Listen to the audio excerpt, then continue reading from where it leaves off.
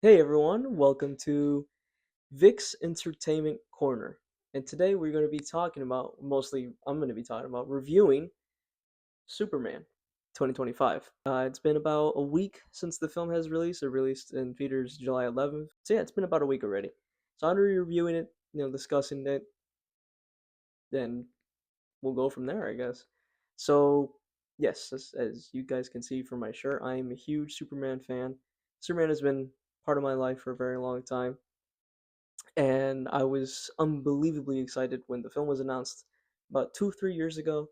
James Gunn was also established to be the co-CEO of DC Studios 3 years ago as well, and he was helmed as the film's director. And since its initial announcement, I was following it very closely, excited for more casting to come, and since it already arrived, it was great. I absolutely loved it. I'm gonna break it down a bit in just a bit. Just bear with me here. But first off, I'm gonna name the characters, the cast that was in it.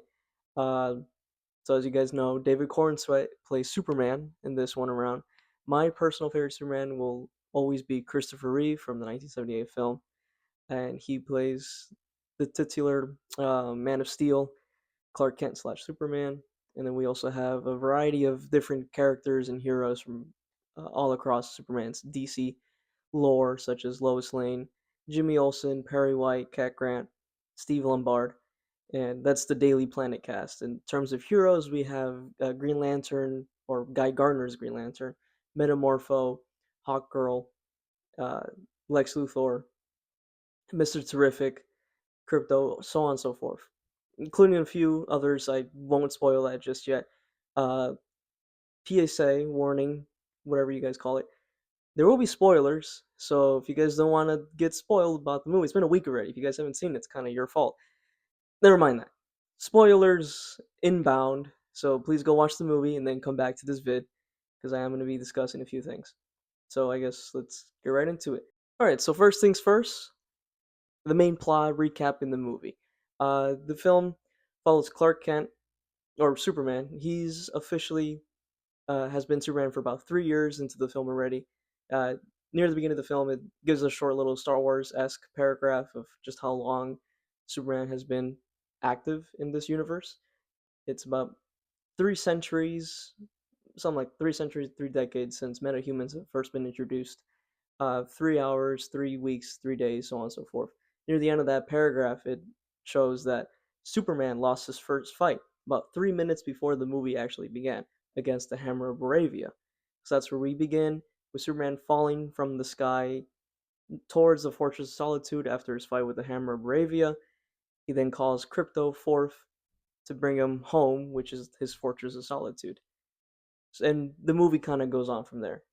Basically, the plot of the film is a much more modern take of Superman, where he finds himself um, com- battling, not combating, battling fake news in a sense.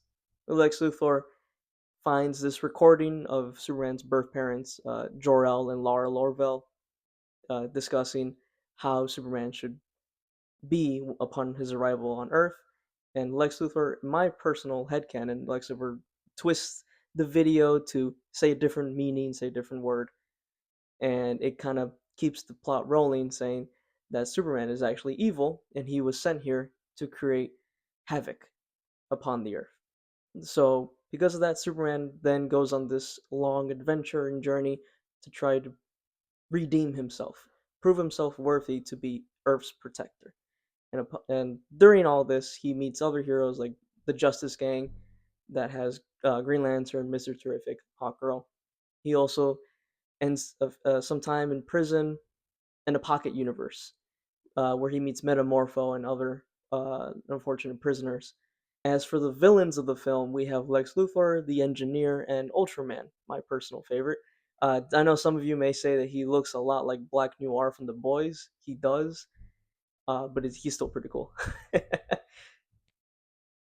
All right, now that the recap is over, let's get into the nitty gritty, which is my review of the movie itself. Now, first off, sorry, first off, the pros of the film. Beautiful, amazing. James Gunn, you really knocked out of the park with this one. Uh, about 12 years ago, I believe, we had Man of Steel with Henry Cavill. I did not like that personally. It was just not for me. This one, however, in my eyes, has redeemed Superman as a worthy hero, worthy character. After years of just getting Batman and more Spider Man, a lot more Wolverine, Deadpool, we finally have Superman, the father of superheroes. If it wasn't for Superman, we wouldn't have the variety of DC that we have now. James Gunn just knocked it out of the park, man. Scene after scene just screamed Superman to me. The character arc that he goes through, uh, that moment between Ma and Pa Kent, Jonathan and Martha Kent, it really solidified David Cornsweet as the official Superman. And we've had a few already. We've had Christopher Reeve, we've had Dean Cain, Tom Welling, Tyler Hoechlin on Superman and Lois. Excellent show. You guys should watch that sometime. Amazing show. Henry Cavill. The list goes on and on. But David Cornsweet has officially fought and cemented himself in the line of Superman. Just there was just so much stuff that I absolutely loved. It truly felt like a comic book come to life. And I grew up on the Justice League cartoons from 2001, like the 90s and all that, like Justice League and Justice League Unlimited. And just this movie felt like a long episode from those TV shows, and it was great. Mr. Terrific, holy cow, that man stole the show from me. Just hit that scene of him fighting in that weird desert area with Lois Lane in the bubble. That was great. I'll get into that later. Hawkgirl was amazing. Isabella Merced, you're great. You saved Last of Us season 2, amazing. Nathan Fillion as Guy Gardner. Love Nathan Fillion ever since I saw him in those animated Justice League movies from the 2010s. Plus, he's my personal headcanon for Nathan Drake if they ever make another Uncharted movie. I'm getting sidetracked here. I apologize. uh, Nicholas Hoult as Lex Luthor. Great. Absolutely amazing. James Gunn, you casted that man perfectly. He has played Beast in the X-Men movies for a very long time, and Lex Luthor might be my favorite character he's ever acted. And of course, Lois Lane, finally a good Lois Lane. We've had Bitsy Tulik in Sabrina Lois. She was great as Lois Lane. She actually gave her blessing to uh, Rachel. I'm so sorry, but I don't know how to pronounce her last name. I'm just gonna call her Rachel B. She gave her blessing to Rachel B before the filming of Superman. Said you're gonna be a great Lois, and she was a great Lois.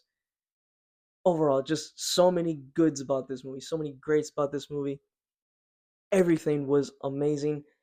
Uh, the writing, the dialogue, the music, John Murphy and David Fleming's score, and their iteration of John Williams' original 1978 Superman theme was amazing. Just I know I'm saying amazing a lot because it was great. It's all just coming to me now.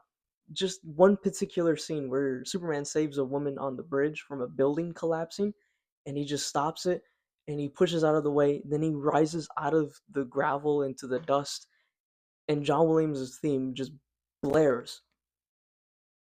I got goosebumps. It was peak. So continuing the pros, James Gunn's writing really knocks out of the park here in this film. I've seen I think most of his projects now, superhero based projects, from Guardians to 2014 up to his most recent, which is Creature Commandos, I believe. And he really does know how to write big team up scenes. The scene where Superman uh, teams up with the Justice League to fight the kaiju that's right behind me here, the kaiju right there. Just the conversation they had and Superman saving that squirrel, all around peak. I know there's a lot of people complaining online about how he just felt too kiddish sometimes, but I mean that's what Superman is to me. He likes to joke around, he likes to keep things light, make sure that everyone is happy, you know. So just those moments were great. The 12-minute scene, I just found out that that was actually a 12-minute scene between Clark and Lois. Her interview with Superman was great. I haven't seen a Clark and Lois scene that great since maybe Tom Welling's Lois scene in Smallville. I surprisingly I actually haven't seen much of Smallville. I'll have to get around to it. So please put down in the comments what's your favorite Smallville season or your favorite Smallville character. I haven't got around to it. I apologize, but yeah, it was just it's fantastic. So now that I've got the pros and the great writing out of the way, now let's just discuss some of the cons. You know, every superhero movie has its his ups and its lows.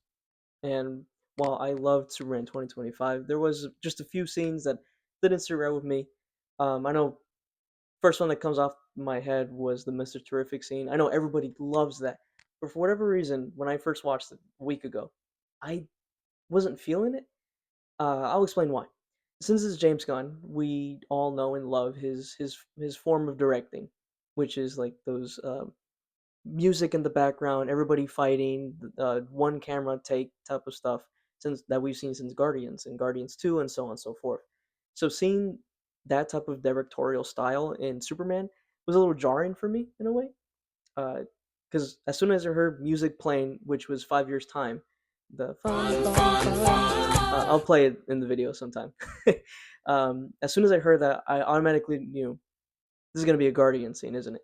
Sure enough, Mr. Terrific pushes Lois into the little bubble thing, and it's just a one camera take of Mr. Terrific fighting all these guards, all these people in Hawaiian outfits with that song playing in the background. Yeah, it was cool. Again, this is my first time viewing it, but I it was a little weird for me because I'm like, okay, this is supposed to be Superman, not Guardians. But now that it's been a week later and I've seen TikTok edits and all these type of things, and I realize that scene was pretty peak. I love Mr. Terrific, great guy. Oh my gosh, did you guys know that the original actor came out in X-Men First Class, and he was the guy that got blown up that first 5 minutes of the movie or whatever, however far it was into. He redeems himself with Mr. Terrific. Peak. Now, here's another con. Just maybe that one scene where going into spoiler territory here, so beware. Oh. Be afraid. The one scene where Superman is locked in the pocket dimension universe with Metamorpho, and Lex Luthor and his minions drag out Malik, a character, small character that we meet near the beginning of the movie, where Superman is fighting the kaiju and he falls to the ground, and a man named Malik goes to save him, and we don't see much of him after that until this particular scene. Now, the reason why it's kind of a con for me was because it felt too. I can already see the comments. You guys are gonna put that SpongeBob meme where he's going over the roller coaster and all that. It was a little too dark for me, if I dare say. That felt more like a scene out of Robert Pattinson's The Batman movie rather than a Superman film. I understand that James Gunn is known for his horror genre and his more adult, raunchy comedies. So just seeing that type of directorial style in Superman was again a little jarring because I wasn't expecting for Malik to be shot in the head just so suddenly. However, the wide shot was quite clever, I do admit. Just it was like Luthor reloading the gun and aiming at Malik's head, and then all of a sudden we cut to a wide shot and we just hear a gunshot. That was again a little dark, a little brooding, like Batman, but I understand for the context of the scene, for the way that the film was playing out, it was a push that Superman needed, and a push that Metamorpho needed to officially join Superman's side. And because of that, we see Metamorpho going through this process of emotions, like saying, "Why am I working for a man like Lex Luthor?" We then see Metamorpho teaming up with Superman, and then later on in the movie, teaming up with the Justice Gang. So I believe there's just one or two cons that I had. Maybe another one would be that there were some scenes that might felt a little fast paced for me. Uh, I've actually been discussing this among my family here that many films, most recently, have been too fast paced for my liking, especially the most recent Lilo and Stitch film. The beginning of the film just was way too fast paced for me. Like it felt more like a TikTok video than an actual movie per se. But that's just very little cons compared to the pros that I have, the overwhelming praise that I have for the movie. So, all in all, Superman 2025 was amazing. Maybe my favorite movie of the year. However, the best superhero movie of the year so far has gone to Thunderbolts. That was a great movie. You guys should really watch that, Thunderbolts. Uh, so, yeah, James Gunn, congratulations, you finally made a good Superman film. Dare I say great? Dare I say fantastic? Superman 2025, 9.1 out of 10. Just all in all, a great superhero movie. It made me leave the theater feeling hopeful for the future of about everything, for the future of the DC universe, which is now officially called the DCU and DC Studios. Oh, wait, that just reminds me. I was also going to talk about uh, cameos and stuff like that, spoilers and whatnot. We had some fun cameos in this. First one up, John Cena's Peacemaker in that one scene with the interview. That was funny. My theater had a big laugh out of it. I was laughing because like John Cena's in here. And then finally, the last cameo we had was near the end of the film when throughout the film we hear hints that hearing that Crypto was not actually Superman's dog. And then finally, we revealed the true owner of Crypto, which was Supergirl. And her movie is coming up next year, so I'm very excited about that one. You know, I'm going to be there day one. So, yeah. Again, 9.1 out of 10, Superman 2025. All great. Peak. All right, guys. Well, that is officially a wrap on today's episode of Vic's Entertainment Corner. I hope you guys enjoy this. Please leave a like, subscribe, comment if you guys want. Comment anything about my face or whatever you guys want on the internet is. Go crazy. If you guys want to see the things behind me, I'll do a quick little video about that too as well. So yeah, that's a wrap, and I'll see you guys around the corner. Bye bye.